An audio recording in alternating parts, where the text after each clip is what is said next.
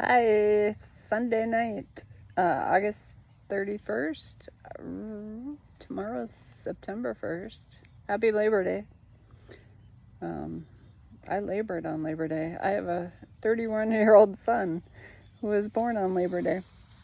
His birthday's not tomorrow, though. It changes every year, so what day it lands on. It seems like it's early this year. So that's nice, because the sooner it comes, the sooner the school year's over. Just kidding. I love it there. So I love all the kids, and they're amazing minds. And yeah, I work with the specials, the specials. It's just amazing. If you ever get a chance to do something like that in your lifetime, it just cracks your heart wide open. But it's very rewarding. And I think about them a lot when they're at, when they're with their other mom during the summer. I'm like, oh, I wonder what they're doing. I wonder if they miss me. I wonder if they'll remember me. Yes, they will. They do. We underestimate them. Anyway, so this crazy carnivore diet keeps... I was ready to kind of give up last night, honestly. I was like, am I just gonna have the same results? I was putting a lot of doubt in my head. I was doing that to myself, but it can't be this hard. It can't be hard to have, like, you start eating and all of a sudden you're so full. Like, just a bite of hamburger and I'm full. And I just want to spit it out, gag. I just, maybe it just needs a little more salt. Maybe it needs some butter. That is the key for keeping you satiated.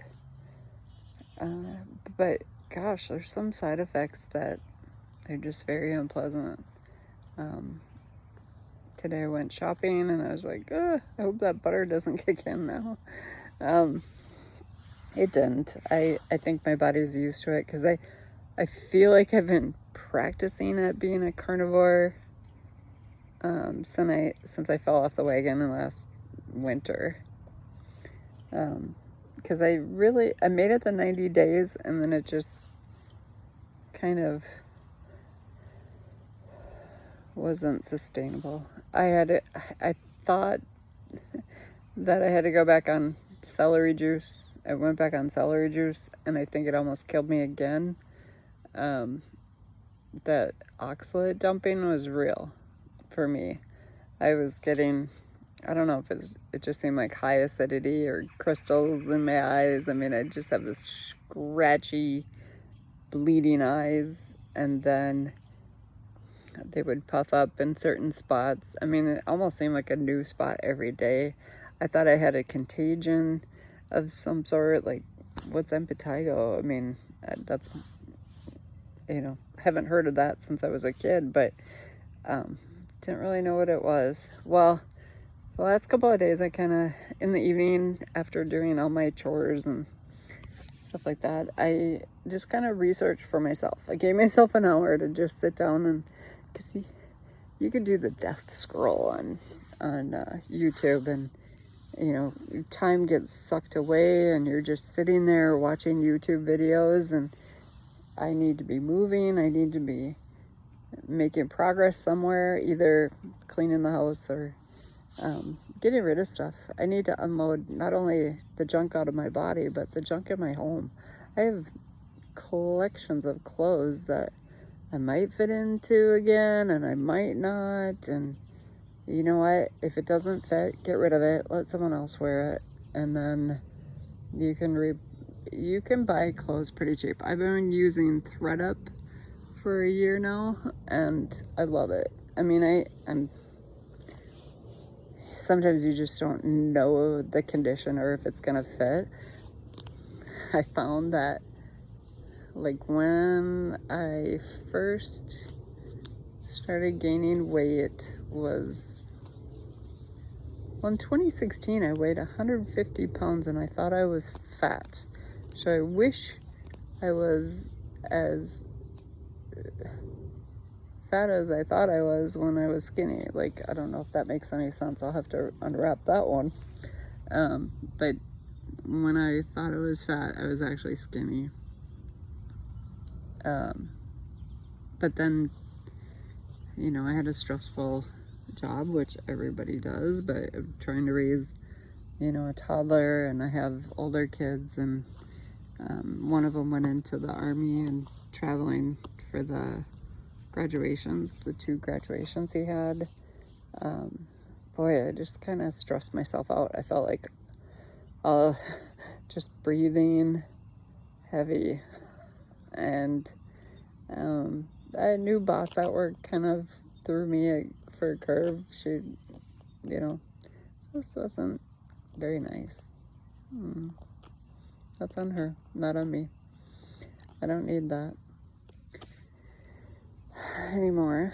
But I think when you do have some kind of a stressful situation, I think our body naturally craves things that are gonna build up the gut and protect your most vulnerable assets, which is your organs.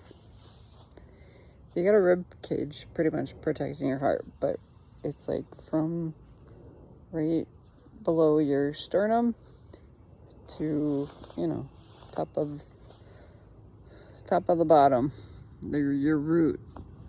I think you just put a protective layer over it, and it doesn't help, but your body thinks it does.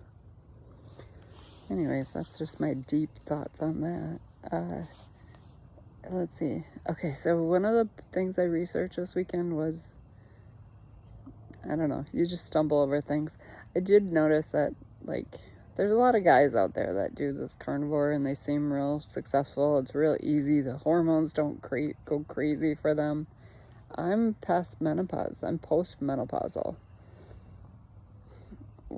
Menopause was, I think it was easier for me than most women. I did go through hot flashes, but I could almost predict them. When, like, 1 week out of the month, I was going to have hot flashes and night sweats, and then that was it. I did have a lot of problems with the joints and stuff like that, but I think that was because I was eating carbs. I was eating sugar. During COVID, our company would set up the break room with all kinds of prepackaged snacks, so you didn't share food. Everything was packaged. So you know what kind of crap that was in there? And I was working in the beginning when it was first so nuts. I was working because it was retail toilet paper.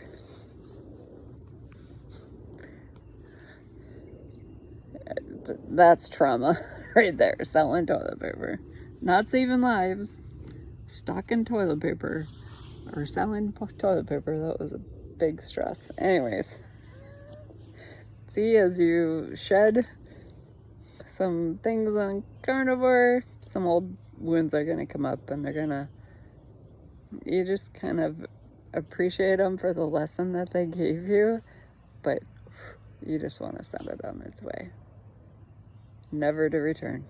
Anyways, this is getting long. I was going to do a longer video, but I was going to do it the long way and do it as like, this is Linda, this is how I got big, pudgy, whatever you want to say. I hate saying hate. I want a positive spin on everything. I don't want to say the word negative, because that puts a negative spin on something. I want to say less than positive.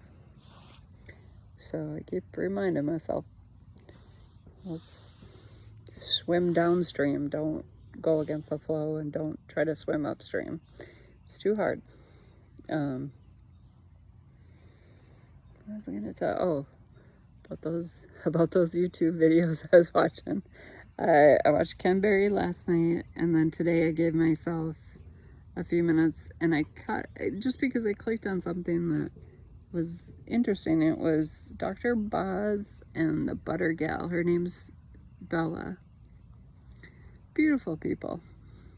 And you can tell they're on carnivore because carnivore people have a certain look in their face, or some, I don't know what it is, but if you see someone that just eats sugar and wheat, they have like a different look to their face. It's almost like a gray pallor, and no amount of makeup or blush or anything was gonna cover that up. You see, I don't know what it is, but I just see it.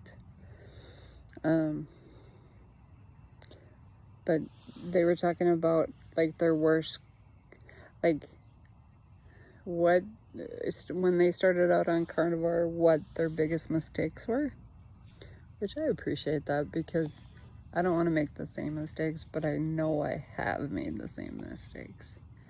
Not enough water, not enough electrolytes, thinking I was getting too much fat and that I was going to get fat because that's what I was eating. When I was little, elementary school, the slogan that was on the lunchroom was, "You are what you eat." That's not nice. Anyways, the things we did. And the old food pyramid makes me laugh, but the new one's even worse. They put chocolate on the top of the food pyramid now. I'm like,